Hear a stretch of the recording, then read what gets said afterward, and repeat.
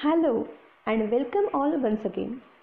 I am Manasi Ganu and back with next part of the lesson on saying please. We were talking about the manners and importance of manners in social life. We all knew about the experience of narrator. He was telling us about the polite and good-natured conductor. So, shall we continue? Okay, let us continue with page number 17. Last paragraph. A few days later, my most sensitive toe was trampled on rather heavily as I sat reading on the top of the bus. This is another incident from writer's life which the narrator wanted to share about that good-mannered conductor. Later that episode of Penniless journey in the bus, narrator was traveling by a bus and his toe means finger of his leg was crushed heavily because of boots of the conductor. As you can see, this sentence is a good example of passive voice. Narrator used passive voice here. He said that my most sensitive toe was trampled. This is example of passive voice. आता लेखकाच्या अनुभवांपैकी हा दुसरा अनुभव आहे. लेखक बसमधून प्रवास करत होता आणि तो वाचन करत होता आणि त्याचा पायाचं बोट जोरात कोणाकडून तरी चिरडलं गेलं. लेखकाने वरती बघितलं तर त्याच्या तो ओळखीचाच कंडक्टर होता. ज्या कंडक्टरने लेखकाला हेल्प केली होती तोच तो कंडक्टर होता. I looked up with some anger and more agony and saw my friend of the cheerful countenance. Now narrator was hurt and his toe was crushed by somebody. So his obvious reaction was of anger and pain and agony. He saw that the person who was the reason for the pain, who crushed his toe, his facial expressions were calming his agony. He had a calm and pathetic facial expressions. Sorry sir, he said. आता पायाचं बोट जोरात चिरडलं गेल्यावर जशी आपली साहजिक प्रतिक्रिया असते, जशी आपली साहजिक रिॲक्शन असते, तसंच त्राग्याने रायटरसुद्धा तशीच रिॲक्शन त्याने दिली. त्याने रागाने आणि वेदनेने वर पाहिलं. ज्याने त्याच्या पायावरती पाय ठेवला होता, त्याचा पायाचं बोट त्याच्यामुळे चिरडलं गेलं होतं, त्याच्याकडे त्याने पाहिलं तर अत्यंत शांत, संयमी आणि अपराधी चेहऱ्याचा त्याचा नेहमीचाच ओळखीचा त्याचा मित्र तो कंडक्टर त्याला दिसला. Sorry sir, he said. I know these are heavy boots. Got them because my own feet get trod on so much, and now I'm treading on other people's. Hope I didn't hurt you, sir. He apologizes for trampling or crushing the toe, and justified himself in guilt, saying that he knows the boots are very heavy. He himself is struggling. He had many times he faced that his feet is being crushed, his toes were being crushed by other people, and to save himself from it, he bought these heavy boots. But now he is stepping on other people's toes, and he apologizes once again, asking if narrator was not badly hurt. आता त्या कंडक्टरने लेखकाची क्षमा मागितली. तो म्हणाला की हे खूप जड बूट आहेत. आत्तापर्यंत खूप वेळा त्याचे पाय, त्या पायांची बोटंसुद्धा असेच अनेक वेळा लोकांनी चिरडलेत आणि म्हणून स्वतःच्या पायाचं संरक्षण करण्यासाठी म्हणून त्याने हे हेवी जड बूट घेतले. पण आता तो सुद्धा त्याला त्याच्याबद्दल दुःख वाटतंय की लोकांप्रमाणेच तो सुद्धा आता अजाणतेपणी लोकांचे पाय चिरडू लागलाय. त्याच्यामुळे लोकांचे पाय चिरडले जात आहेत. तो आता लोकांच्या वेदनेला कारण ठरतोय. याच्याबद्दल त्याने खेद व्यक्त केला आणि लेखकाची पुन्हा एकदा माफी मागितली आणि पुन्हा एकदा त्याला खूप इजा झाली नाही ना असं त्याने विचारलं. He had hurt me, but he was so nice about it that I assured him he hadn't. Actually, narrator was hurt, but because of his apology and his good nature, narrator told him that he wasn't hurt. आता खरं तर लेखकाला खूप वेदना होत होत्या.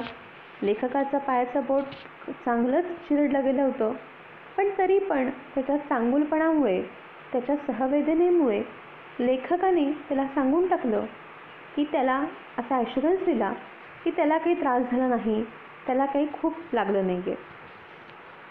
After this I began to observe him whenever I boarded his bus and found a curious pleasure in the constant good nature of his bearing.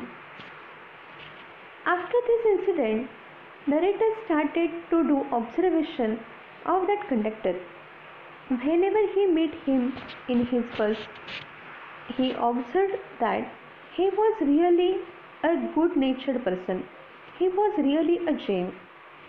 He was really good person, and he could understand this from his general behavior, from his talking and conversation and behavior with other people. आता त्यानंतर लेखक जेव्हा जेव्हा त्या कंडक्टरच्या बसमध्ये बसला, जेव्हा जेव्हा त्याला भेटला, तेव्हा तेव्हा त्याच्या चांगुलपणाचं, त्याच्या सौजन्यपूर्ण वागण्याचं तो नेहमीच निरीक्षण करत होता. तो जशा पद्धतीने लोकांशी बोलतो, ज्या प्रकारे तो लोकांशी वागतो, त्याच्या पॅसेंजर्सशी वागतो, त्या सगळ्या गोष्टींचं तो आता नेहमीच सातत्याने ऑब्झर्वेशन म्हणजे निरीक्षण करत होता.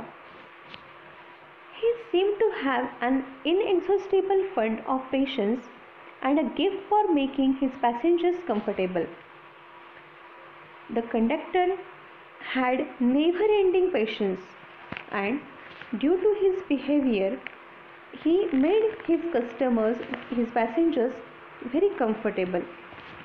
आता लेखकाला असं जाणवलं की त्या कंडक्टरकडे कधीही न संपणारे भरपूर असे पेशन्स आहेत.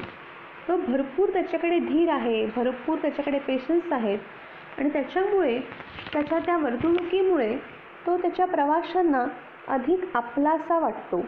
तो त्याच्या प्रवाशांना अधिक आपलासा वाटतो आणि त्याच्याबरोबरीने त्याच्यामुळे त्यांचा प्रवास अधिक सुखाचा होतो. I noticed that if it was raining, he would run up the stairs to give someone the tip that there was room inside. Narrator observed that he was very helpful and kind person and very compassionate too. This proves by various incidences. At the time of raining, he would inform his passengers that there is some space in the bus. आता इथून पुढे जे आपण पाहणार आहोत ते तो conductor, तो कसा वेल बिहेव्ड होता, तो कसा पेशन्स असणारा होता, तो कसा हेल्पफुल होता, याची पुढे अनेक एक्झाम्पल्स आहेत. कदाचित याच्याबद्दल तुम्हाला प्रश्न येऊ शकेल, त्यामुळे ही उदाहरणं नीट लक्षात ठेवा. There are various examples indicating the conductor was a well-mannered and very sensitive person, very kind person.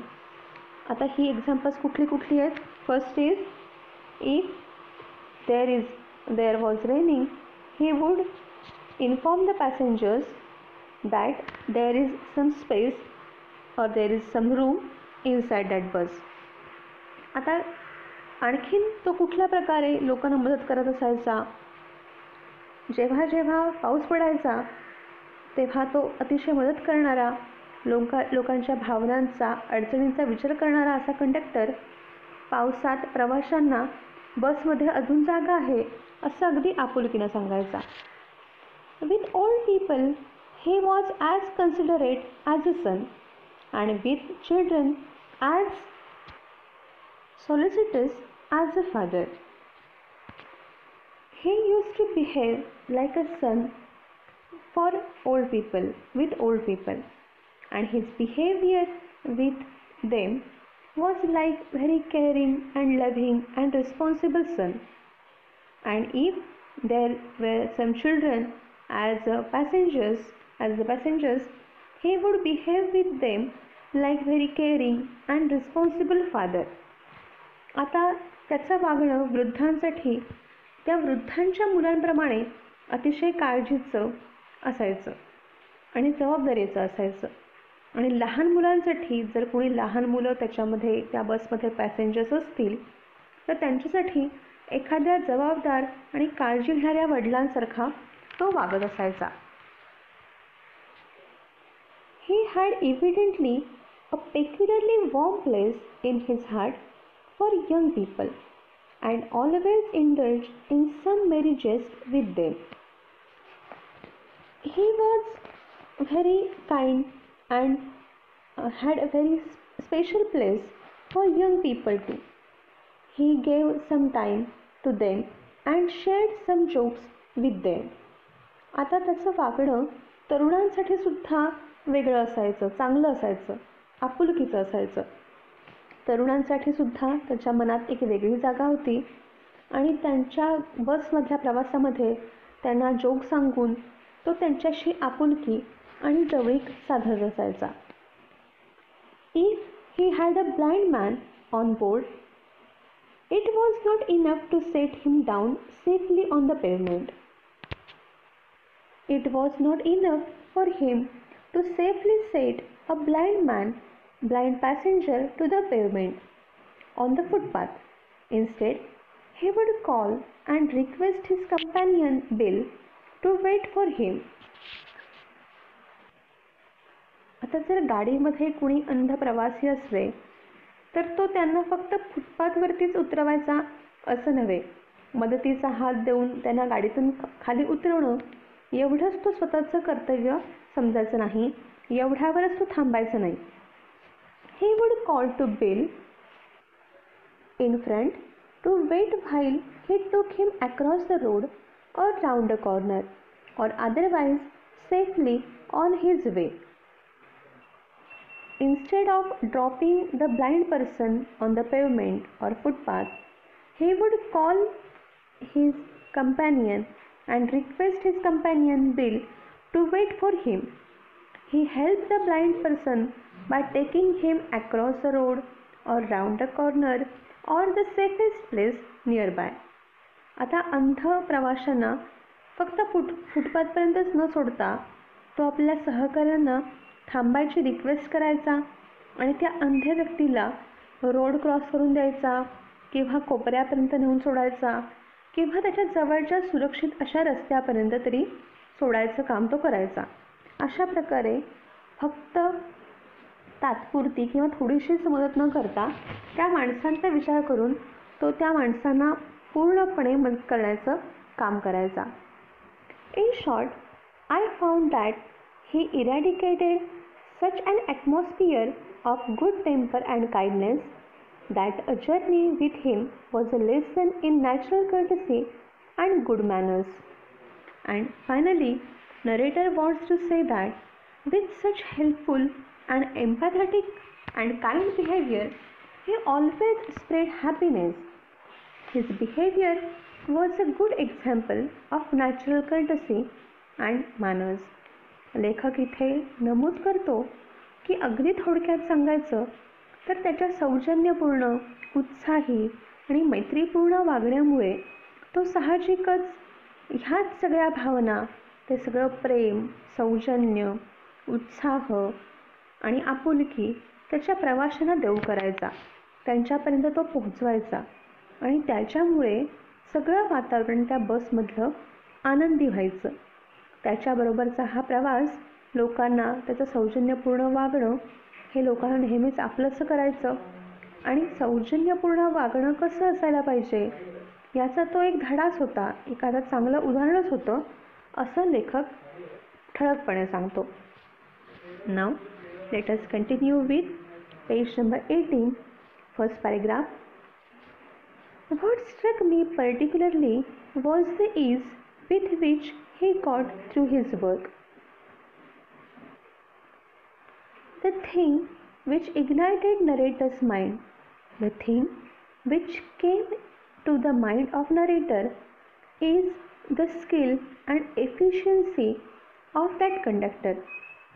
लेखकाच्या मते लेखकाच्या मनात पटकन येणारी, लेखकाच्या मनाला भारून टाकणारी, इग्नाईट करणारी अशी त्या कंडक्टरची गोष्ट, अशी त्या माणसाबद्दलची गोष्ट म्हणजे त्या कंडक्टरची सहजता. तो अगदी सहजपणे ह्या गोष्टी करायचा आणि ती सहजपणा, ती सहजता लेखकाला कौतुकास्पद वाटते. If bad manners are infectious, so also are good manners. If bad manners are easy to spread, the same thing is applicable with good manners. लेखक म्हणतो की जर असभ्यपणा पटकन एखाद्या इन्फेक्शन सारखा, एखाद्या व्हायरस सारखा पसरत असेल तर, किंवा असभ्यपणा केल्यास असभ्यपणाच वाटायला येत असेल तर तसंच चांगलं वर्तनसुद्धा आपल्या अवतीभोवती असं चांगलं वातावरण निर्माण करू शकतो. If we encounter incivility, most of us are opt to become uncivil, but it is an unusually uncouth person who is disagreeable with sunny people. If we face uncivil or ill-mannered behavior of someone, most of us will obviously and naturally reply with it and to it with uncivil behavior, because we all believe in tit for tat. And so narrator wants to say that if we face some uncivil person, we will obviously reply with him with our incivil nature or discourtesy. But only impolite person will be disagree with such people who spread good manners and happiness. आता बघा, जर आपल्याला एखाद्या असभ्य वर्तनाचा सामना करावा लागला, जर आपल्याशी कोणी असभ्य वागत असेल तर साहजिकच आपण सुद्धा तसंच असभ्य वर्तन करायला, आपण सुद्धा तसंच त्याच्यासारखंच वागायला प्रवृत्त होतो. आपल्या सगळ्यांना माहिती आहे, आपण म्हणतो नेहमीच जशास तसं किंवा टिट फॉर टॅट. आपणही तसाच विचार करतो. आपण म्हणतो की त्याने असं केलं मग मला पण तसंच करायला पाहिजे, किंवा आपल्याला त्याच्यासारखंच वागावं असं वाटायला लागतं. आपण सुद्धा तसाच विचार करतो. आणि समोरचा माणूस जर उत्साही, आनंदी, सभ्य, आनंद पसरवणारा असेल तर आपल्याला पण त्याच्याशी चांगलंच वागावं असं वाटतं. अगदीच एखादी आडमुठी, प्रचंड असभ्य वागणारी माणसंच फक्त अशा लोकांशी असहमत होतील.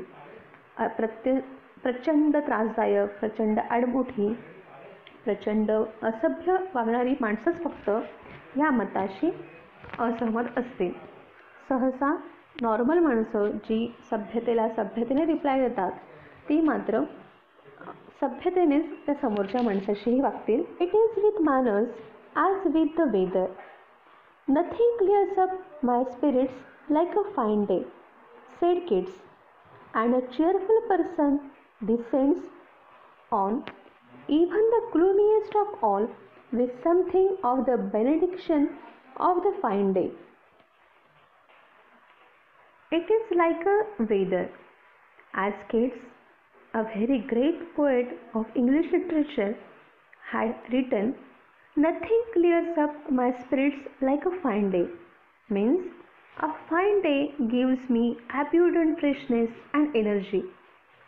In the same way, cheerful person has a power to the world around him with his cheerfulness. They can change the whole atmosphere and mood of the person, so even the depressed, dejected person can feel happiness spread by this friendly behavior, by this friendly people. आता आपण जसं म्हणतो की आजचं वातावरण खूप ढगाळ आहे आणि त्या ढगाळ अशा वातावरणामध्ये आपल्याला काम करायचा उत्साह नसतो. त्या ढगाळ अशा वातावरणात आपल्याला खूप छान फ्रेश असं वाटत नाही. तसंच माणसांच्या वागण्याचं पण असतं. आपल्या अवतीभोवतीची माणसं जशी वागतात तसंच आपण पण वागत राहतो. म्हणजे घरामध्ये जर समजा चिडचिड झाली तर आपल्याला सुद्धा बाहेर पडल्यानंतर सुद्धा आपल्याला खूप छान प्रफुल्लित मस्त वाटत नाही.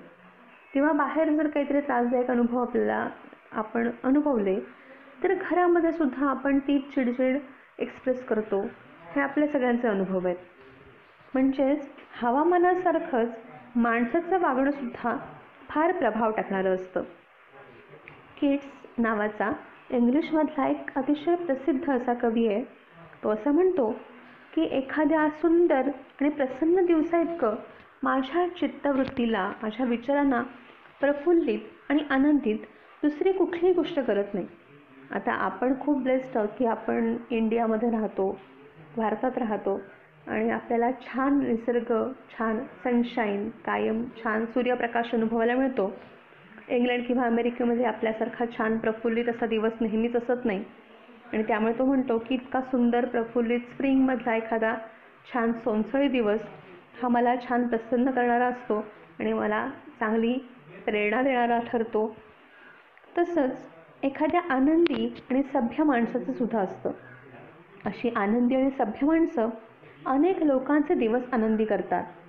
अगदी एखाद्या खिन्न उदास मनोवृत्तीच्या माणसाला सुद्धा वरदान वाटेल, छान वाटेल असा प्रसन्न दिवस अशी माणसं त्यांच्या आयुष्यात आणू शकतात.